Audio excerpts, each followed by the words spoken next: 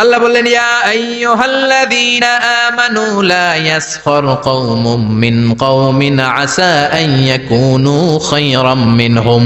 ও ঈমানদারেরা শোনো, খবরদার, তোমরা এক মুমিন আর এক মুমিনের তুচ্ছ জ্ঞান করো না, একে অপরকে অবজ্ঞা করো না, একে অপরকে ছোট্ট মনে করো না, একে অপরকে গালমন্দ করো। একজন আরেকজনকে তুচ্ছ করা যাবে না, অবজ্ঞা করা যাবে না, ছোট মনে করা যাবে না। ছোট করলেই কবিরা গুনাহ, জোরে কোন ঠিক কিনা?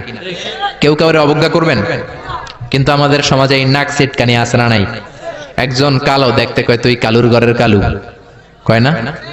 আরেকজন মোটা কয় তুই মোটুর ঘরের মোটু, আরেকজন গায়ে গতরে একটু ছোট কয় তুই সিকনার ঘরের সিকনা।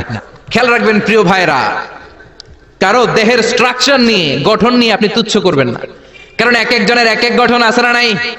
কারো কান খরগোশের মতো খাড়া আছে না নাই? কারো নাকটা একটু বোসা আছে না নাই? এটা বানাইছে কে? নাকি